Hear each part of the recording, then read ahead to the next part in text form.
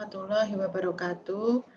Pada seri publikasi internasional kali ini kita akan membahas mengenai apa yang diperhatikan editor dan reviewer jurnal internasional untuk naskah kita agar diterima di jurnal yang mereka kelola. Nah, sebelum kita mengetahui apa saja item-item yang akan diperhatikan oleh editor, kita perlu mengetahui bagaimana siklus penerbitan jurnal internasional. Ketika kita memiliki manuskrip atau naskah, maka di dalam submission, editor akan mengecek kesesuaian dari naskah dengan MN Scope Jurnal. Kemudian dia juga mengecek pemenuhan etika ilmiah serta kecukupan persyaratan dari naskah. Pertama, untuk kesesuaian atau MN Scope kita telah bahas pada seri publikasi sebelumnya. Nah, kali ini kita akan melihat dari sisi bagaimana pemenuhan etika dan apa hal-hal teknis yang diperhatikan. Ketika sebuah manuskrip telah memenuhi hal-hal ini, maka kemudian editor akan mengirimkan naskah kepada beberapa reviewer. Jumlah reviewer tergantung kepada impact dari jurnal atau tipe dari pengelolaan jurnal. Ada jurnal yang membutuhkan 2 reviewer untuk dapat memutuskan apakah naskah itu diterima atau perlu revisi dan seterusnya. Tapi ada juga jurnal yang terutama jurnal-jurnal yang berimpact tinggi, mereka membutuhkan reviewer atau membutuhkan review lebih dari 2 ya. Sebagai contoh ada jurnal yang impact faktornya 14 dan ada sekitar 8 sampai 10 reviewer yang mereka gunakan untuk memutuskan kualitas atau penerimaan dari naskah. Nah, setelah direview, nanti naskah kita akan mendapatkan keterangan apakah memerlukan revisi ataukah langsung diterima. Untuk yang langsung diterima, pada dasarnya kita justru harus waspada ya ketika naskah kita langsung diterima, karena pada umumnya pasti ada komentar entah itu dari editor ataupun dari reviewer, gitu ya. Nah, revisi itu biasanya disarankan oleh beberapa reviewer dan ini akan menentukan apakah editor nanti akan menolak atau akan menerima, ya. Jadi biasanya beberapa reviewer itu memberikan saran atau pertanyaan atau request untuk menambah data dan seterusnya, dan nantinya editor akan memilih ya kira-kira review mana yang akan mereka gunakan untuk dikirim kepada author. Nah, setelah editor meresum dari review yang dikirimkan oleh beberapa reviewer, nanti ada beberapa pilihan status ya, apakah naskah itu langsung ditolak ataukah naskah membutuhkan major revision atau revisi mayor ataukah juga minor revision begitu. Nah, setelah itu akan dikirimkan hasilnya kepada author. Dari komentar-komentar editor dan juga komentar reviewer, maka naskah itu nanti akan kita perbaiki ya, sesuai dengan saran dari reviewer. Nah, untuk bagaimana teknis kita menjawab komentar dari reviewer, kita akan bahas pada seri publikasi berikutnya. Untuk hal teknis, ya, jadi kalau dari siklus tadi, maka yang kita harapkan naskah kita itu adalah tidak kemudian ditolak mentah-mentah oleh editor sebelum dikirimkan kepada reviewer. Nah, apa saja yang editor perhatikan? Pertama, editor itu akan mengecek kaitannya dengan etika publikasi. Ya, etika publikasi ini apa saja? Nanti pada bagian selanjutnya kita akan bahas secara spesifik. Setelah etika publikasi, nanti editor juga akan melihat judul, abstrak, konten, dan penyajian data. Nah, ilustrasi gambar ini menunjukkan bagaimana porsi perhatian dari editor. Artinya, di sini kita melihat luasan dari etika publikasi inilah yang paling besar ya dibandingkan dengan judul, abstrak, dan seterusnya. Ini menunjukkan bahwa etika publikasi itu adalah hal utama yang akan diperhatikan oleh editor sebelum kemudian editor itu melihat judul ya dan seterusnya.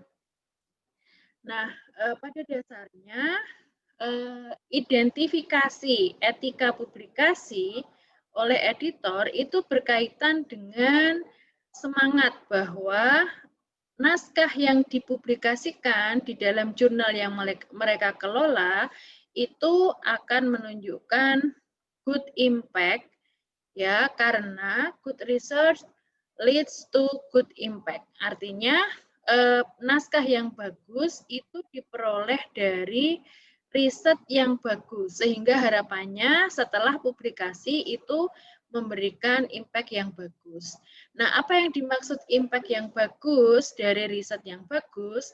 Ada berbagai aspek, ada impact terhadap ekonomik misalnya, atau impact terhadap keilmuan. Nah, untuk impact terhadap keilmuan ini bisa juga diukur dari banyaknya sitasi, kemudian apakah naskah itu nanti kira-kira bermanfaat untuk penelitian berikutnya atau tidak, gitu ya. Nah, dan juga mungkin ada kaitannya dengan aktivitas riset selanjutnya di berbagai lembaga termasuk dalam bidang pengajaran, sains, dan seterusnya. Nah, untuk hal ini, maka good research itu pasti adalah sebuah aktivitas riset yang tidak menyalahi etika ilmiah. Apa saja aspek-aspek etika ilmiah dalam publikasi? Yang pertama adalah authorship. Ya, semua autor yang terlibat dalam aktivitas penelitian maupun penulisan itu harus dicantumkan di dalam naskah publikasi. Dipastikan tidak ada ghost author atau orang yang bekerja tetapi tidak dituliskan sebagai autor dalam naskah maupun tidak ada given author, orang yang tidak bekerja tetapi dituliskan di dalam naskah.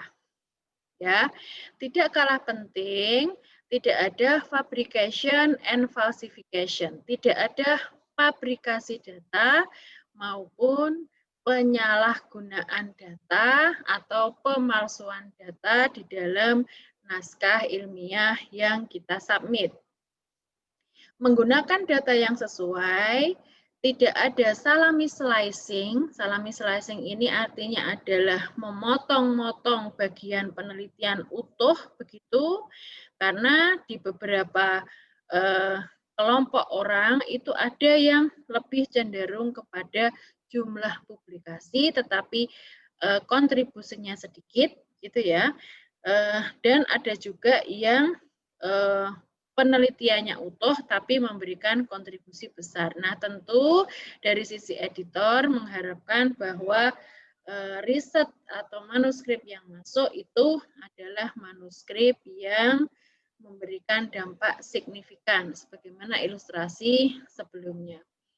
Hal-hal lain yang berkaitan dengan plagiarisme, kemudian kepastian tidak ada double submission, tidak ada conflict of interest, dan juga kita tidak memasukkan fake reviewer misalnya, itu menjadi hal yang penting. Nah, yang paling mudah diidentifikasi adalah bahwa kita tidak melakukan copy paste naskah, tidak mengambil gambar dari naskah orang lain, dan kita pastikan bahwa naskah kita itu tidak memiliki atau memiliki indeks kesamaan kurang dari 15%. Ini dengan mudah kita bisa mengecek menggunakan beberapa software antara lain Itemticket atau Turnitin. Nah, untuk kaitannya dengan judul, pastikan bahwa judul kita itu menggambarkan kesesuaian dengan aim and scope dari jurnal dan juga topik terkini yang berkaitan dengan aim and scope dari jurnal. Misalnya, ada jurnal yang fokusnya pada environment. Kemudian kita membuat adsorben untuk pengurangan kadar logam berat. Maka judul kita itu lebih fokus kepada bagaimana aplikasi dari metode untuk pengelolaan lingkungan. Tetapi kalau kita masuk ke jurnal material, berarti judul kita harus disesuaikan dengan judul yang berkaitan dengan material. Tidak menggunakan kata-kata membosankan, misalnya sintesis, characterization, and activity test. Sintesis, karakterisasi, dan uji aktivitas material. Itu sangat membosankan ya. Jadi kita menggunakan sesuatu perspektif baru atau temuan baru yang kita tawarkan di dalam hasil penelitian. Berikutnya adalah abstrak. Ya, kita harus perhatikan apakah jurnal itu menggunakan format structural abstract atau non-structural abstract.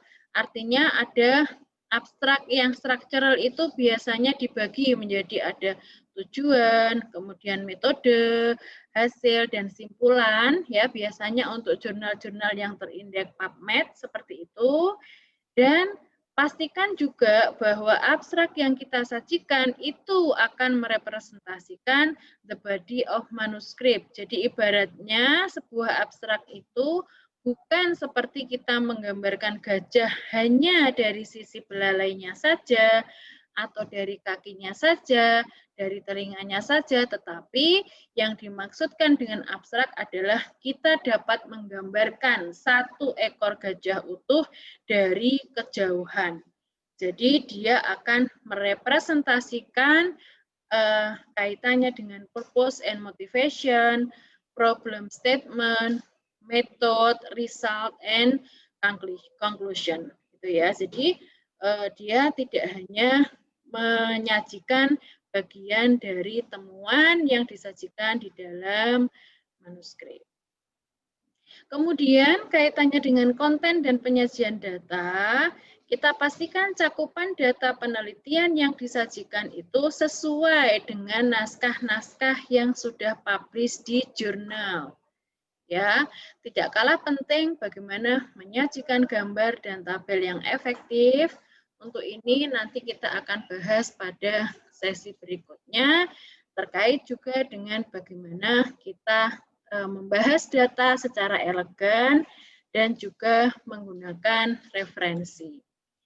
Yang perlu kita catat juga, gunakan referensi 10 tahun terakhir dan merupakan referensi-referensi dari jurnal internasional, bukan dari buku atau bahkan dari skripsi, disertasi, atau buku yang terbit di Indonesia, misalnya gitu ya, ataupun peraturan pemerintah misalnya. Jadi pastikan bahwa referensi yang kita gunakan adalah referensi dari jurnal mutakhir.